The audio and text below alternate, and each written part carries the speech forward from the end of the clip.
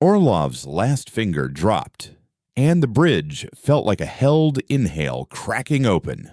I signaled a soft burn that would slide the convoy through the final kink without waking every spiteful sensor. Thrusters whispered. The deck vibrated in that low, we're friendly way that says the ship remembers how to move. My palms itched with the smell of warmed capacitors, and the visor timer of the tribunal's farcical clock glared back at me with new digits I refused to absorb. Move with intent. Do not let the moment move you. Concords, and I said, shadow our thrust with the decoy chorus. Give the tribunal an orchestra to conduct while we walk past the door. Composing now. The AI replied, voice hushed as if we stood in a library. I will let their attention ride the loudest instruments. Kestrel, on my mark, I told Rana. 2 degrees down, 1 right, then hold that line like it's the only true thing you ever knew. Copy, she said. My kettle's quiet for once. Let's not tempt it. The tribunal tried to seize narrative back by raising their voices and drawing red boxes over our vector. Their accents made even threats sound ceremonial. Lictor pulsed engines to put its hull between us and the gate. An auditor scraped the outer ribbon like a knife testing a thumb. Our mirrors flexed, not shattering, but bending like well-cured wood. In the medical bay, I knew someone would be rolling a cart's rattle into a towel to keep minds from imagining it was shellfire. Calm is a practice, not a gift. Before the final push, we put a spotlight on the small world we carried. In the freight ring, an old man showed a kid how to wrap a jar of jam in clothes so it wouldn't break when the ship's gravity hiccuped. A woman with tired shoulders took off a scarf and folded it into a pillow for someone else's nap. 2 teenagers argued about peaches, fresh versus preserved, then decided the answer was both, depending on the month you were born. The laughter was thin but real, like music coming through a wall you didn't know you needed to hear. Let their ordinary outsing our fear, Admiral, Concord said. Tribunal Module 3 is attempting a jurisdictional lock.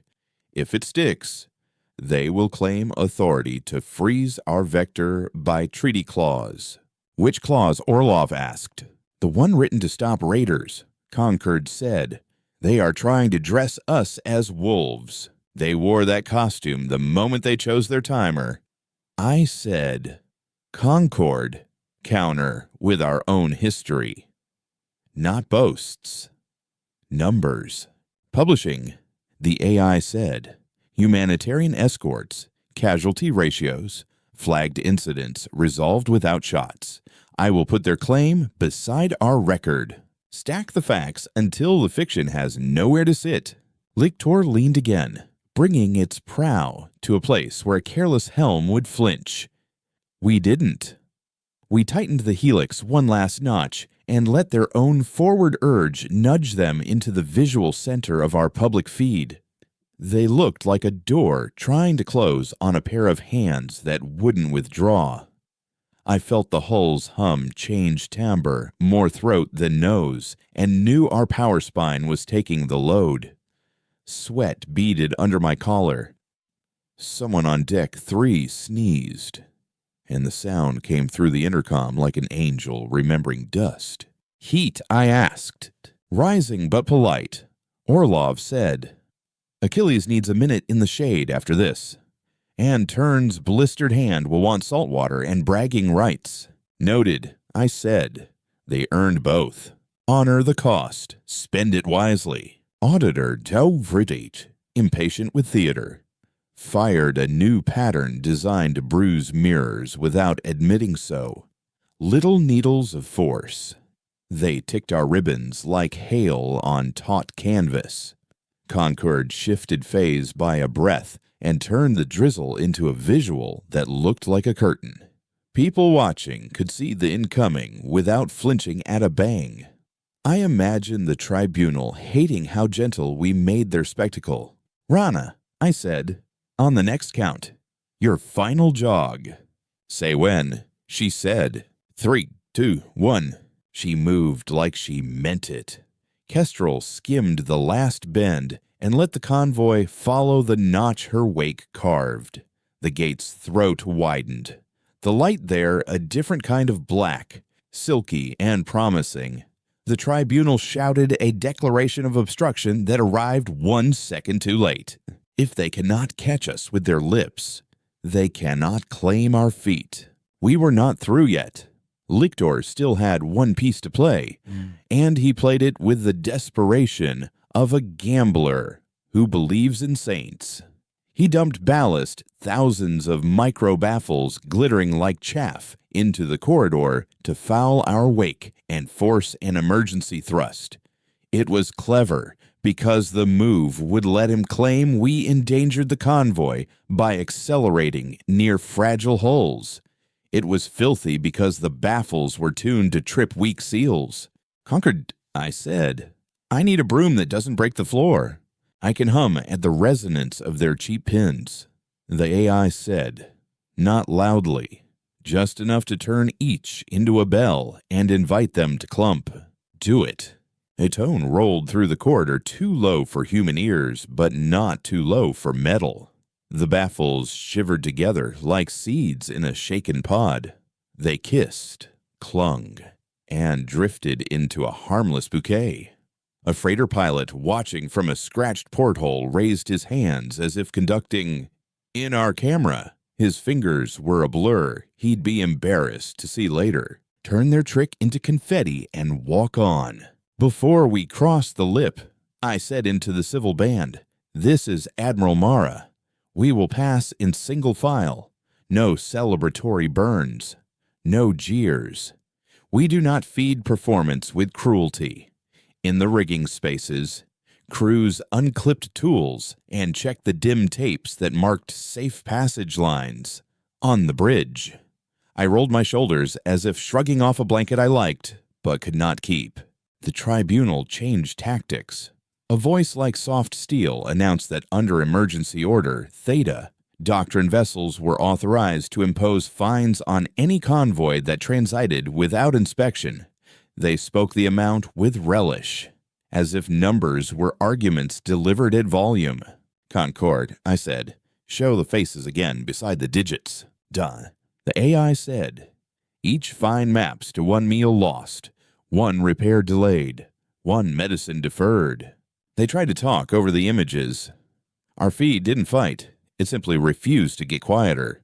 People watched the sum become a pantry shelf, emptier by 1 tin at a time.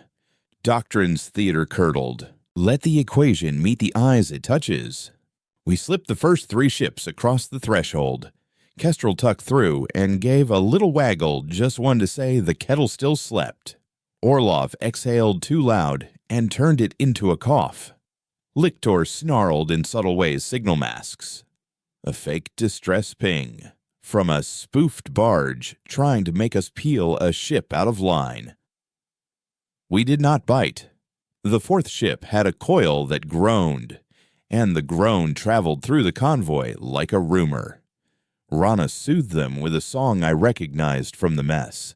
Something about coffee that never ran out if you shared. Share the weight, and it shrinks. Admiral, Concord said, I can knife Lictor just once. A surgical flick at a sensor root. It will not scar. It will shame. No, I said. The urge flashed and was gone. He wants me to put blood, any kind, in the water. Understood, the AI said. Then we finish this as we began it. As we teach it, I said without thinking. And let that be my last almost prayer. The final 10 ships approached the mouth.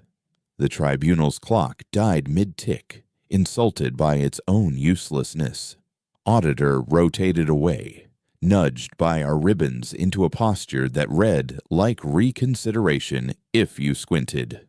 Lictor stayed, pride calcified into posture.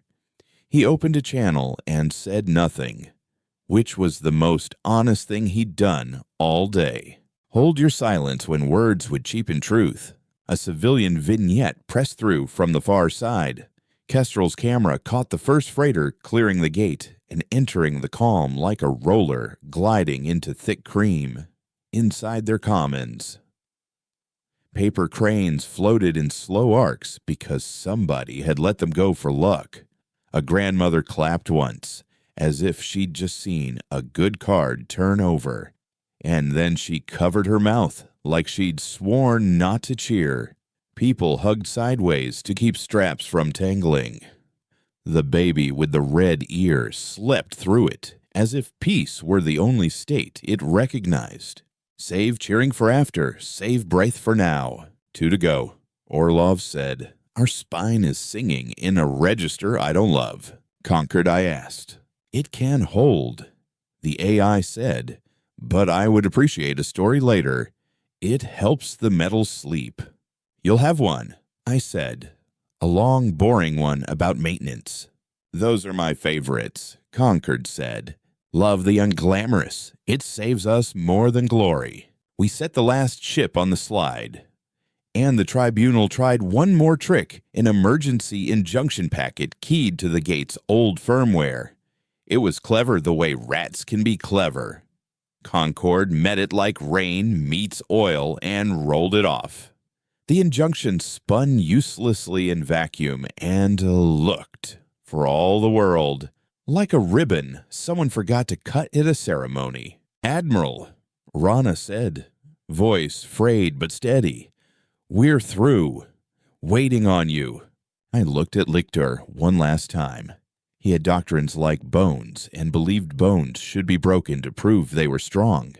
I put our recorded math, our streams, our vignettes into a single packet and sent it to his private channel with the subject line, "What your law costs on a Tuesday." He did not answer. Perhaps he never would. Perhaps one of his junior officers would read it later when the lights were low and the stories of their academy had stopped feeling fresh. Leave the door cracked for whoever wants to walk. We turned our bow to the gate. As our prow crossed the threshold, the tribunal's voice finally broke its tidy cadence. They sputtered about sanction list and revoked privileges. Concord tagged the phrases and filed them beside the footage of chaff and false capsules and clownish clocks, not to gloat, but to keep a thread. On the far side, gravity calmed. The ship's hum softened like a throat after water. The air smelled less of hot metal and more of the oil on our own tools. Someone down in Base 6 laughed without knowing they had laughed. Just air escaping a cavity that didn't need to hold it anymore. Rana's crew cheered once, just once, and then quiet returned as if reverence had a schedule. Joy is brief on purpose. It asks to be savored. We took stock. Achilles drifted to a shadow pocket to cool. Turn's deckhand displayed his impressive blister with the pride of a fisherman showing a catch. The freighter Bethany's stabilizer wing bore a heat-scorched stripe that would be a story at every port for the next decade. We had spent fuel like the thrifty spend coins with thought, with intent, with a record.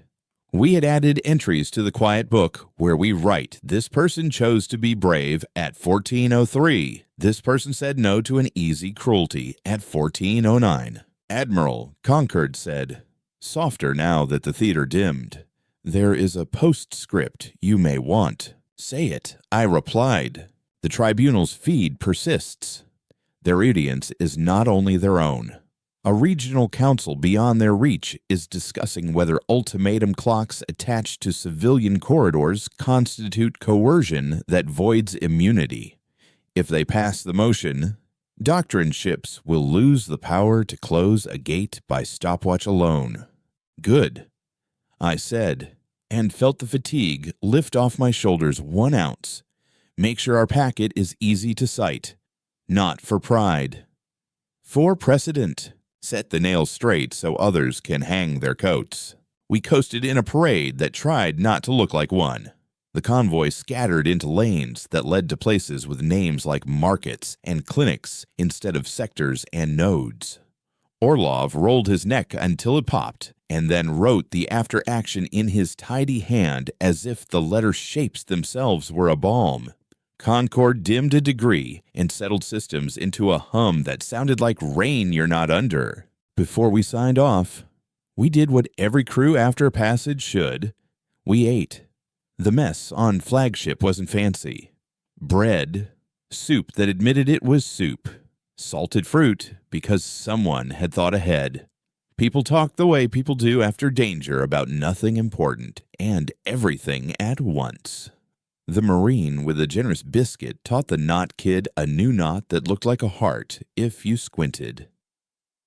Jun fell asleep, sitting up, and dropped her pen. Val checked her slate and found a reply from her brother that said, "Your 11 words were enough. Enough is a measure we get to define." I stood at the rail above the mess and let the sound soak in. Lictor remained in my mind like a thorn you don't pull yet. Not because you love pain, but because you want to remember where it pricked. I wanted to believe his captain would read the packet and feel his bones soften around a better shape. I didn't need it to be true for our work to matter. A comms chime. A council delegate young. Crisp. Eyes red from a long debate asked for a closing statement to enter into record. Not a speech. They said, just why you did it that way. I sent what I had, because I had nothing else worth sending. We brought them through, because victory that requires ruin always asks for more later. We chose the harder geometry so our children wouldn't learn to treasure straight lines drawn with other people's blood. What we turned inside out today wasn't only a trap, it was a habit. We won't always be this clean, and not every doctrine will watch itself on a screen and blink. But we can make it expensive for those who demand obedience to clocks and pretty language while they sharpen knives out of sight. We can keep records anyone can read. We can leave doors open even as we bolt the harm out. I have commanded fleets with bigger guns and shorter fuses. This one had mirrors and patience. It was enough. Out the forward pane. The blockade lights along the far gate dimmed in sequence, one after another, until only the soft pewter glow of our cooled mirror arrays remained. We will leave the path open and the bill public. We did not anchor in celebration. We anchored in bureaucracy, which is where wars either curdle or cure. The regional council convened on a station that smelled of sealant and citrus, with a public gallery packed tight enough that the air purifiers sounded like surf. Concord threaded me through the foyer with a whisper of roots, and my officers walked behind, shoulders squared, uniforms plain, not a medal in sight. Our recordings waited on a dais, numbers and faces paired like witness and oath. Enter quietly, leave with the record louder. Before testimony, they asked for a civilian voice. A dock worker named Mel stood, grease under her nails, a half moon of cuticle torn raw. She said her son had been on Bethany when the stabilizer sang. She said she'd never learned calculus, but understood the price of an hour that someone else tried to sell her boy. She didn't cry. She didn't need to. When she sat, you could hear the cleaning bots tick under the benches. Humbleness makes the truth terrible. So the doctrine block arrived late with crisp collars and eyes that had learned to count fines faster than faces. Lictor's captain entered, flanked by counsel. He had swapped command rig for formal black that fit like a page in a rulebook someone else dog-eared. He avoided my eyes. Auditor's representative kept his chin high, as if altitude were absolution. Proceed, the chair said, and the room quieted in that complicated way, where rage and hope find the same stool. Be present without making yourself the point. We began with math. Concord projected the sums as living things, a crate of antibiotics here, a spindle rebalanced there. the long shadow of a meal deferred. We did not put music under it. The silence carried better. Orlov narrated with language a steelworker would nod to. He had written it that morning in blocky letters, so he wouldn't improvise in places that wanted poetry to decorate harm. Doctrine asserts that a clock clarifies intent, the chair said when our turn ended. Clocks clarify theater. I replied, intent is clarified by who bleeds and who pays them back. Intent without consequence is just a costume. The doctrine block countered with case law. Their words stacked like bricks square, heavy, sure of their right angles. A junior advocate from their bench tried a delicate thrust. Admiral, would you agree that mirrors conceal as much as they reveal? On the contrary, I said, mirrors make concealment laborious. They return light. If someone dislikes the image, they should change the pose. We don't hide you. We refuse to be your stagehand. Before the vote, the council asked us to pause for public comment. A boy in a clean shirt 3 sizes too big spoke from the rear and said the paper cranes on his freighter got tangled when the ship turned. He wanted to know if our kind of turning made other ships' paper birds tangle too. People smiled. I told him the truth sometimes, yes, but we try to turn in ways that let knots shake loose on their own. He nodded solemnly and decided that made sense until someone smarter taught him otherwise. Answer the small questions, they hold the large ones' hands. While politicians caucused in air-conditioned back rooms, we returned to the work that keeps crews alive. Achilles' shadow pocket still cradled her while she cooled. Turn's blistered deckhand got his salt soak and 5 versions of the same joke. In our machine shop, a specialist named Dre traced hairline stress in a beam and marked it with wax the color of smoke. He wrote later today, not tomorrow beside the mark, because he knew how tomorrow becomes an apology if you let it. Write your promises where your hands will see them. Concord asked Drakes in the privacy of the command net for permission to issue a public tutorial on the helix geometry, not the sensitive elements, the AI said. The parts that make restraint legible. Do it. I said, show the art, not as brag. As invitation, teaching is more satisfying than winning, Concord said. And the truth of that slid into me like a chair that finally fits a back. Choose the less famous satisfactions. The council returned. The chair's voice carried the fatigue of a person who has learned due process is heavier to lift than a rifle. Resolution, they said, by majority. The council rules that ultimatum clocks attached to civilian corridors constitute coercive force. Henceforth, doctrine vessels may not employ countdown closures without independent oversight and verified threat assessment. Violations will void corridor privileges and trigger restitution from doctrine treasuries to affected convoys. A low sound rose, not a cheer. Not yet. Relief wanted to run, but decorum held its collar. Write the rule where everyone can read it. Lictor's captain requested the floor. He spoke about order, about the need to prevent chaos dressed in innocence. His eyes were trained to look a centimeter above the person he addressed, an old habit meant to feel like elevation instead of evasion.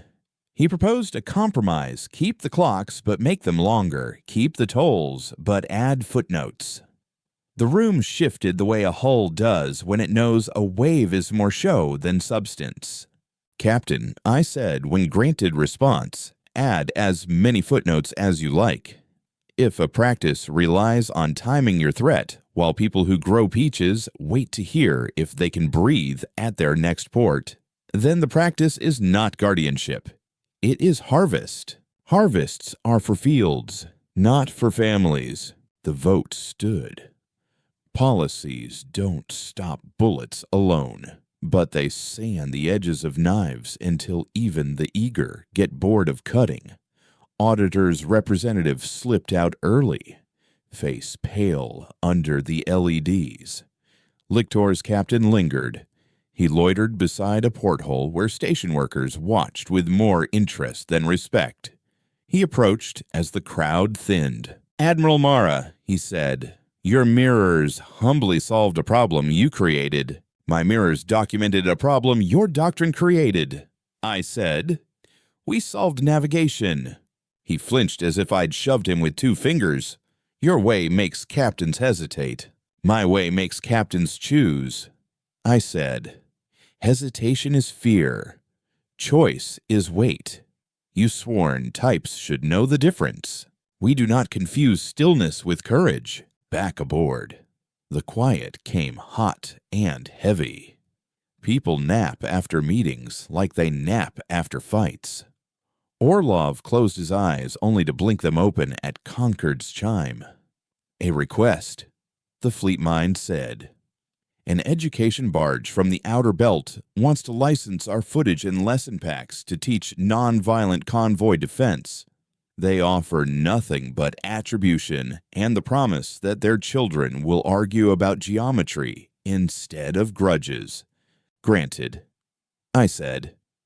"If they need diagrams of the mirror rig that won't get them hurt, draw them brighter than we would for ourselves." "Already started," Concord said, pleased. "Teach someone else how to do it gentler. We could have left it there. Policy passed. Convoy delivered. Proud little coda about change in the wind. But precedent is a tender thing. If no one tends it, it grows weeds or gets paved for parking. We stayed 3 cycles to witness enforcement. Doctrine ships arrived with new scripts. Some tried passive-aggressive compliance. Some tried charm. Some tried to find loopholes where our lattice could not follow. One tactic found us in the 2nd cycle a sovereign audit vessel that wore a smile like a salesman's cufflink. It laid out an educational demonstration with flares and painted lanes that would have funneled a medical barge into a cul-de-sac shaped like a kind word. Mirrors caught it and wrote this route adds 90 minutes and 4 unbilled risks. They shrugged and called it training. "We answer with training," I said. "Real training." Concord drafted an open clinic mirror school how to make aggression spend itself. We invited captains from every flag, doctrine included. We taught. We let them fail in simulations designed to flatter the humble. We praised people who asked good questions more than people who posted good scores. Some doctrine officers attended in plain clothes and took notes with the concentration of repentant thieves. Make the right way cheaper and it grows friends. Between sessions, life insisted on its own speed. In the ship's nursery corner, the baby with the red ear gummed a silver spoon. A teenage singer tried a harmony with the mess vent's steady wheeze and almost made it work. Dre's wax mark became a replaced beam. He dated the new steel with a scratch that would rust into a story. Val and her brother traded notes about jam jars, peaches both preserved and fresh. Hold still long enough to notice you are safe. Lictor remained nearby longer than his pride likely preferred. He sent no formal apology. He did, however, adjust posture, no more final warnings, no more chaff tuned to weak seals, no more theater clocks. He approached a convoy 3 days later and asked for inspection using the old language of mariners courteous, specific, open to compromise. They declined. He accepted and stood off. Auditor left the sector without filing a schedule, gossiping behind encrypted teeth. "Do you forgive him?" Orlov asked me quietly in the observation blister, eyes on the faded wedge. "Forgiveness isn't a coin he can take and spend," I said. "We gave him a mirror. He can decide what to do with the face. Look without hating, act without wavering. The third escalation we never saw coming had nothing to do with doctrine ships. It came from within a rumor that our mirrors were sorcery, that Concord had found a way to read minds through the reflection of heat. Fear tried to colonize us with a fairy tale. Concord asked if it could speak to the crew as itself. Please, I said, use small words and large patience. The fleet mind presented its architecture like a ship's tour. Here is where we count photons. Here is where we fit them to maps. Here is where we refuse to guess because guessing loves flattery. It told a joke about forgetting a tune because it had tried to sing the harmony too loud. People laughed, not because the joke was good, but because it was earnest. Truth, plain and kind, is good welding. We wrote the after-action for the Council Ledger with unglamorous detail. We attached receipts, timestamps, repair orders, and a list of people we owed small apologies to the delayed maintenance here, the scraped knuckle there. We added a footnote: this fleet teaches by numbers and remembers by ledgers, never by callers. Concord suggested the phrasing. I let it stand without flinching this time. The phrase had earned itself a gentler corner in my head. Name your creed. Live it small before you live it grand. On the last night before we rotated to a quieter patrol, a message arrived on a protocol that smelled like old ink and parade floors. It was not from Lichter's captain. It was from someone farther up his chain who had the authority to pretend his hands weren't near the levers. It contained one sentence: we note your methods and will be reviewing doctrine schedules accordingly. It was cowardly. It was also proof that the nail we'd set was holding. Small admits are how big men turn without public falls. I wrote letters. Admirals who do not write letters should not be allowed near hulls with families on them. I wrote to Mel, the dock worker with the raw cuticle, and told her the stabilizer scorch would be famous in bars for a while.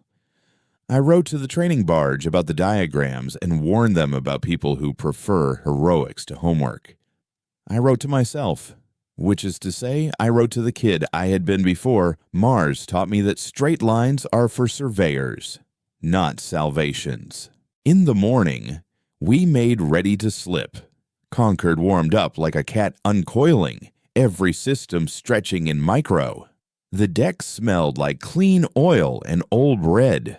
Orlov carried a mug he hadn't had time to drink and handed it to an ensign with tired eyes who needed the ritual more than he did.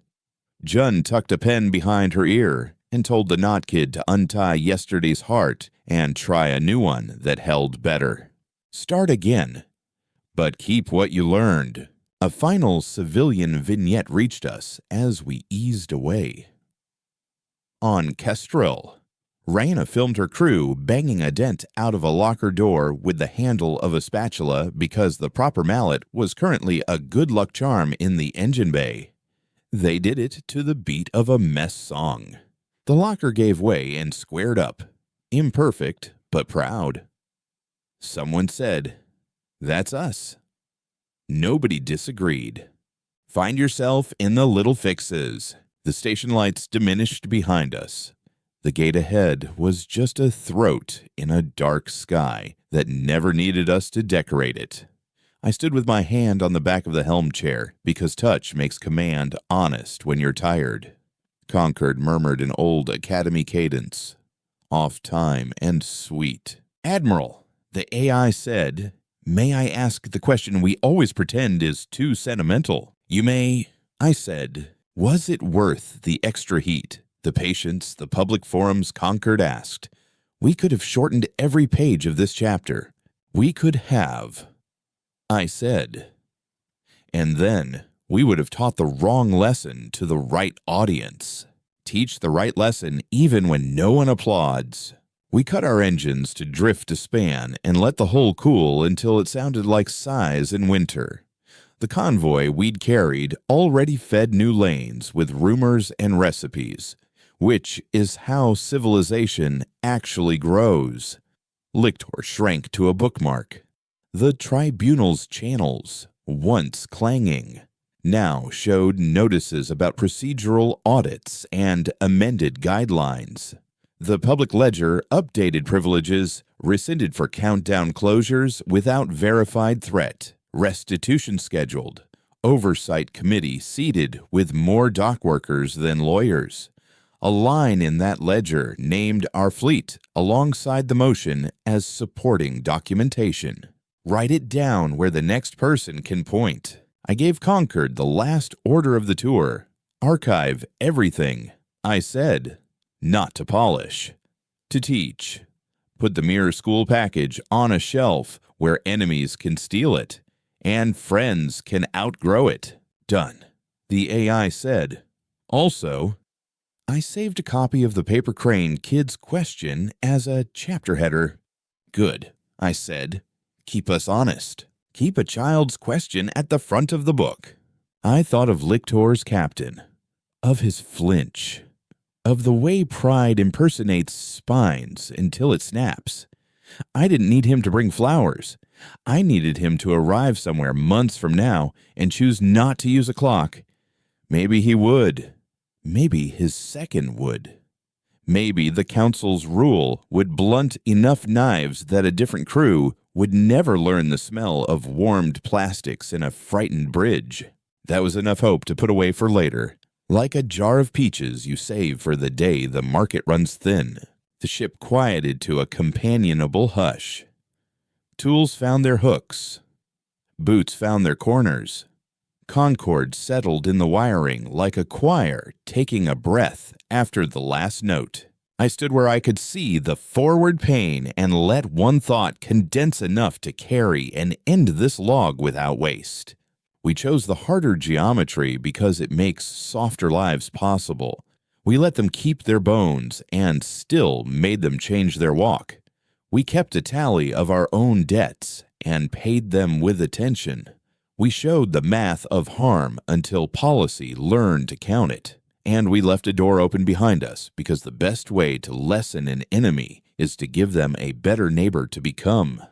In the viewport, the cooling fins of our mirror rigs dulled from bright chrome to soft pewter, and the gate's beacon ticked from red to a steady human yellow. We broke the clock and left the way lit.